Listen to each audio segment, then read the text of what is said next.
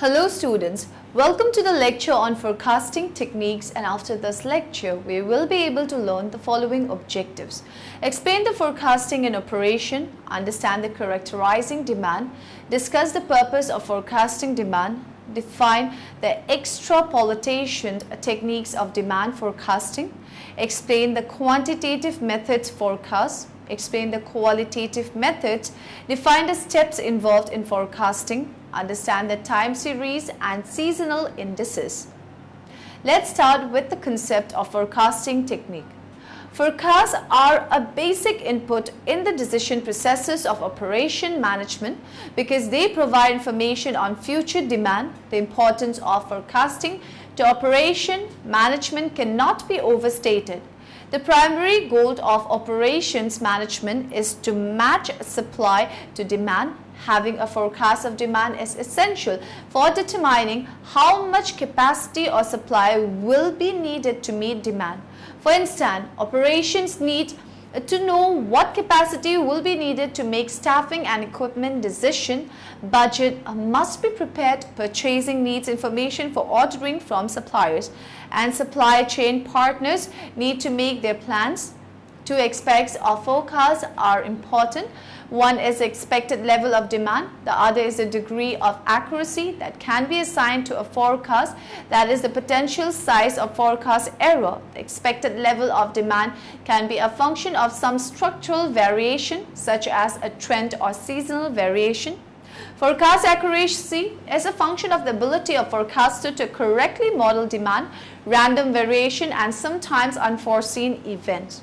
Forecast affects decision and activities throughout an organization in accounting, finance, human resources, marketing and management information system (MIS), as well as in operation and other parts of an organization. Here are some examples of uses of forecast in business organization. There's 1 month left in the quarter and your sales team hasn't hit their forecast. As a sales manager, you want to see where you can help get deals across the line. Let's take a closer look. Here we have Valerie, a sales manager for Cirrus, a mid-sized textile manufacturer. If you're Valerie, you want a roll-up of your forecast in one place so you can effectively manage your team. Here, you can see all of your direct reports, broken out by month and forecast category. You can also see all of the important opportunity details down below. This gives you an up-to-the-minute view into the health of your pipeline and how everyone is tracking. And if you want to see how they're doing against quotas, it's just a few clicks. Now you can stay on top of the business, and reps know when they're hitting the mark and where there are gaps. Let's take a look into how one of your reps, Frank Whiting, is doing this month. It looks like he's only closed 30% of his quota. So as his manager, you need to know the deals you can help push over the line. With Chatter, you can quickly reach out to Frank. After talking about his opportunities, you feel comfortable adjusting the commit number. As a manager, it's easier than ever for you to adjust the forecast. And in real time, your adjustment rolls up the entire management chain. Your sales executive team now has an accurate view of the forecast with any changes you've made. And because it's in Salesforce, it's easy to analyze the data. Say your VP of Sales asks you for a report. He wants to see the pipeline for the rest of the year, broken down by forecast category. With Salesforce Analytics, you can easily create reports and dashboards on your forecast data. And with a quick @mention, share it with your VP of Sales. And just like everything in Salesforce, collaborative forecasts can be tailored to match your business processes. You can easily customize the forecast categories, change the forecast range or the currency, modify the opportunity list view. Let us now understand the forecasting in operation. Forecasts are vital to every business organization and for every significant management decision. While a forecast is never perfect due to the dynamic nature of the external business environment, it is beneficial for all levels of functional planning, strategic planning, and budgetary planning. Decision makers use forecasts to make many important decisions regarding the future direction of the organization. Forecasting technique and models can be used both qualitatively and quantitatively, and their level of sophistication depends on the type of information and the impact of the decision. The forecasting model a firm should adopt depends on several factors, including forecasting time horizon, data availability, accuracy required, size of forecasting budget, and availability of qualified personnel. Projections are long-term high-level efforts to establish the scope of the opportunity. Budgets are an effort to establish an operating framework for the coming year. And forecasts are done intra-year to establish what is likely to happen. It's long-term, short-term, and real-time. Forecasts are typically done mid-year, but they can and should be done whenever the actual performance differs significantly from what was budgeted. Forecasts are not an attempt to throw out the budget. The company should continue to measure itself and report against the budget.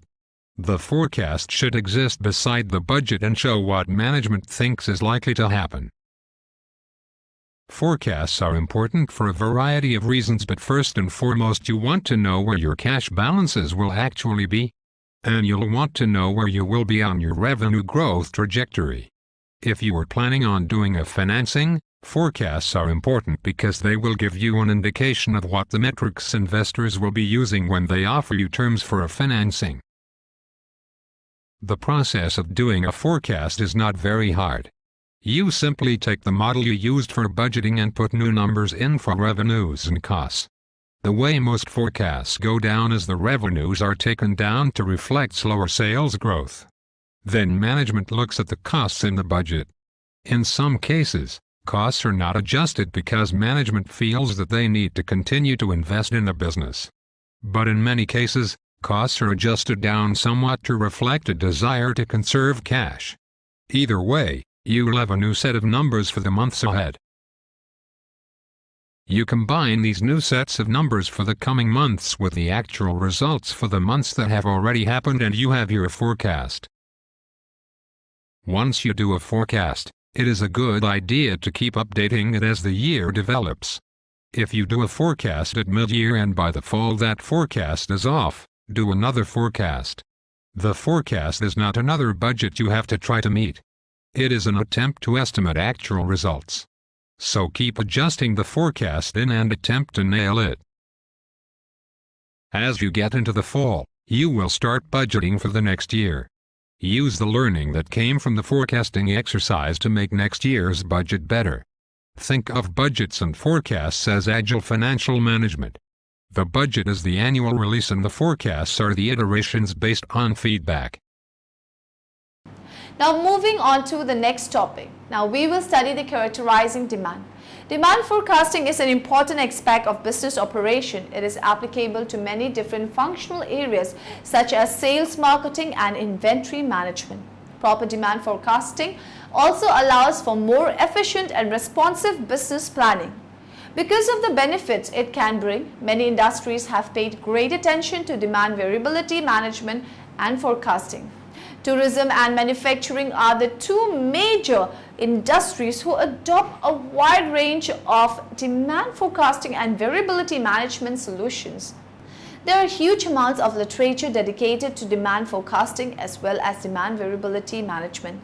Most demand forecasting techniques discussed in the existing literature assume that the demand function is clinical in nature with trend. The time-varying nature of some demand function also increases the difficulty in establishing the demand function type and the right model to be used. Let us know the meaning of purpose of forecasting demand. Demand forecasting is essential for a firm because it must plan its output to meet the forecasted demand according to the quantities demanded and the time at which these are demanded. The forecasting demand helps a firm to arrange for the supplies of the necessary inputs without any wastage of materials and time, and also helps a firm to diversify its output to stabilize its income over time. The purpose of demand forecasting differs according to the types of forecasting. The purpose of the short-term forecasting, it is difficult to define short run for a firm because its duration may differ according to the nature of the commodity. For a highly sophisticated automatic plan, 3 months time may be considered as short run, while for another plan duration may extend to 6 months or 1 year. Time duration may be set for demand forecasting depending upon how frequent the fluctuations in demand are. Short-term forecasting can be undertaken by a firm for the following purpose. appropriate scheduling of production to avoid problems of overproduction and underproduction, proper management of inventories, evolving suitable price strategy to maintain consistent sales, formulating a suitable sales strategy in accordance with the changing patterns of demand and extent of competition among the firms, forecasting financial requirements for the short period. The purpose of long-term forecasting. Concept of demand forecasting is more relevant to the long term than the short run. It is comparatively easy to forecast the immediate future than to forecast the distant future. Fluctuation of a larger magnitude may take place in the distant future. In fast developing economy, the duration may go up to 5 or 10 years, while in stagnant economy it may go up to 20 years. Moreover, the time duration also depends upon the nature of the product for which demand forecasting is to be made. The purpose are planning for a new project, expansion and modernization of an existing unit, diversification and a technological upgradation. Assessing long-term financial needs. It takes time to raise financial resources. Arranging suitable manpower. It can help a firm to arrange for specialized labor force and personnel, evolving a suitable strategy for changing pattern of consumption. Extrapolation techniques of demand forecasting. There are numerous techniques of demand forecasting that can be used to control inventory. These are listed below with an explanation of their use. Time series analysis. This is based on the assumption that the item being forecasted follows a similar pattern over time. The forecaster must identify this pattern to develop his or her forecast.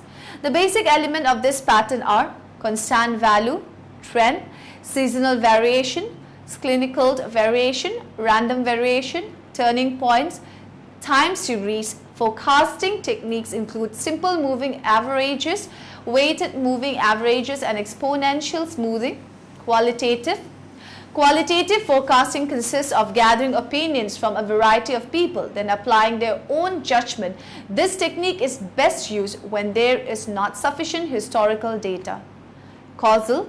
This is the application of leading indicators to create a forecast. It assumes demand is strongly related to these indicators. Mortgage rates, for instance, strongly affect the purchase of new homes. Simulation forecasting combines the causal and time series method. It is often used when creating what-if scenarios. As in all statistical analysis, time series data is collected from a real-life thing that we are interested in. The data is analysed using a computer to give graphic and numeric output. The output of the analysis tells us more about the real-life condition. It can be used to make informed predictions of future values. A time series is a set of numerical measurements of the same entity taken at equally spaced intervals over time. Time series data can be collected yearly, quarterly, monthly, weekly, daily, or even hourly. Here are some examples of time series. Average monthly temperature, annual profit for a company, daily petrol price at the pump, hourly electricity consumption in the home, daily takings at a Chinese takeaways, quarterly house sales.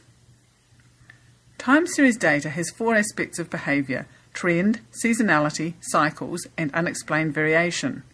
There can also be irregularities or outliers in the data which can be related back to real-world occurrences. Trend is the overall long-term direction of the series. Economic series usually go up, except when they don't. Some series have no discernible trend. Seasonality occurs when there is repeated behaviour in the data which occurs at regular intervals. Seasonality is related to seasonal natural or human behaviour. Cycles occur when a series follows an up and down pattern that is not seasonal. The cycle can be of varying length, which makes them more difficult to detect than seasonality. In all data, there is random variation. Some time series will be very regular, with little random variation, while others may consist of not much else. Sometimes there are strange dips or jumps in a series. These can be due to a one-off event, such as an ash cloud disrupting air travel, or an anticipated change in the rate of sales tax. Quantitative methods forecast. Quantitative forecasting techniques are generally more objective than their qualitative counterparts.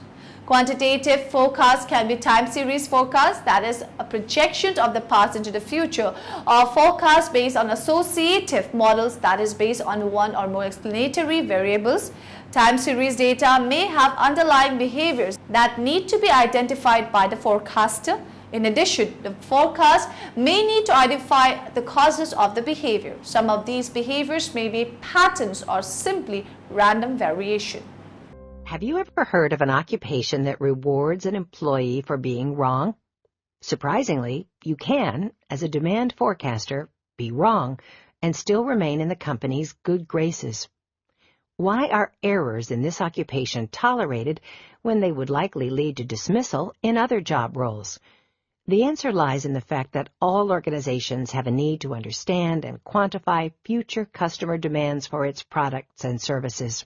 This knowledge will facilitate decisions that can significantly increase the competitiveness and profitability of the organization. For example, an organization projecting 25% annual growth will need to invest in manufacturing capacity upgrades and additions in the future. Failure to do so on a timely basis would likely result in lost sales, expediting costs, and low employee morale. Forecasts are often wrong.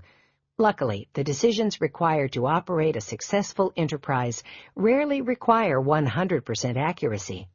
As long as the demand forecast is reasonably accurate, the organization can still make the correct decision. Continuing with the previous illustration, if forecasted growth was 25%, while actual annual growth was 28%, the company will still need to expand in the future. While the timing of their capacity expansion may be slightly incorrect, the plan to add capacity is still valid. In other words, the forecast was value-adding. Causal models. These models are more complex in nature and involve interrelationship of many variables tied together. In a quantitative model, these models are primarily used to predict economic trends and are based on a multitude of factors, probabilities, and assumptions. No matter what model or method is used, forecasting basically rests on human judgment. Even the most sophisticated models have to be interpreted by humans. Break-even analysis.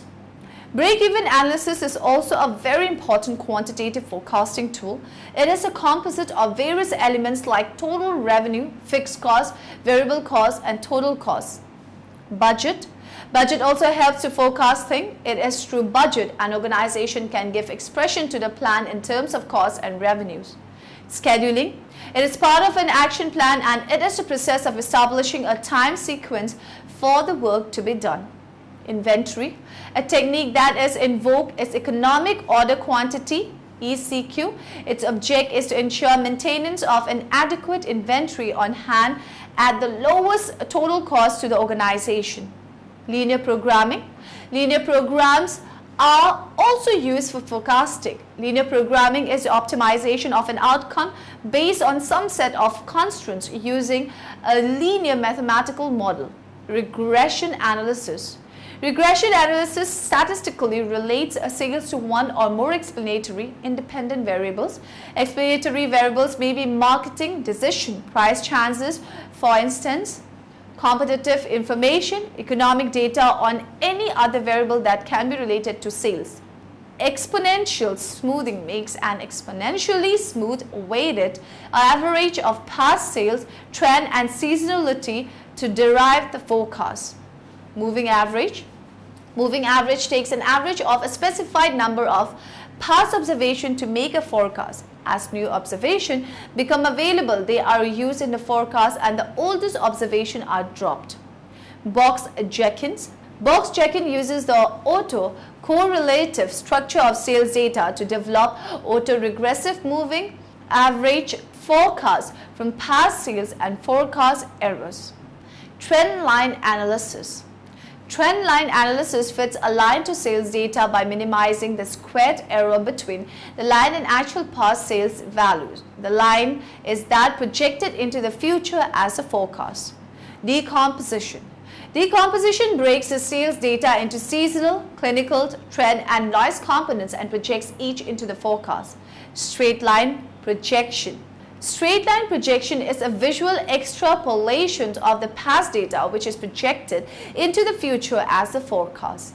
Life cycle analysis. Life cycle analysis bases the forecast upon whether the product is judged to be in the introduction, growth, maturity, or decline stage of its life cycle. Simulation. Simulation uses computer to model the forces which affect sales, customers, marketing plans, competitors, flow of goods, etc. The simulation model is mathematical replication of the actual corporation. Expert system. Expert system use the knowledge of one or more forecasting experts to develop decision rules to arrive at a forecast.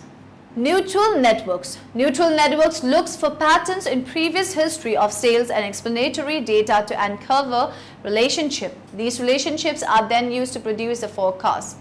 Qualitative methods. Qualitative forecasting techniques are generally more subjective than their quantitative counterparts. Qualitative techniques are more useful in the earlier stages of the product life cycle when less past data exists for use in quantitative methods. Qualitative methods include the Delphi technique, Salesforce forecast, opinions of Salesforce members, nominal group technique NGT, jury of executive opinions, user expectation via surveys, questionnaires and other tools, and market research. These techniques are primarily based upon judgment and intuition, and especially when sufficient information and data is not available so that complex quantitative techniques cannot be used. The widely used qualitative methods are jury of executive opinion. This is a method by which the relevant opinions of experts are taken, combined and averaged. These opinions could be taken on an individual basis, or there could be a brainstorming group session in which all members participate in generating new ideas that can later be evaluated for their feasibility and profitability opinions of the salesperson. The salespeople, being closer to consumer, can estimate future sales in their own territories more accurately. Based on these and the opinions of sales manager, reasonable trends of the future sales can be calculated.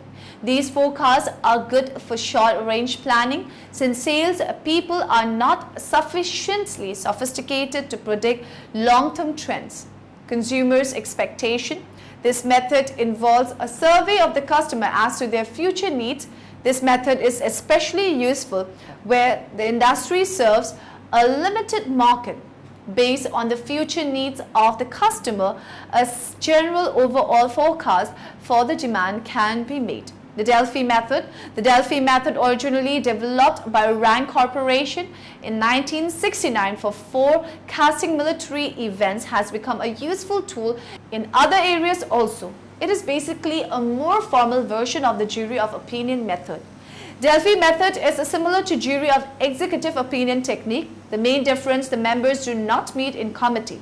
A project leader administers a questionnaire to each member of the team which asks questions usually of a behavioral nature.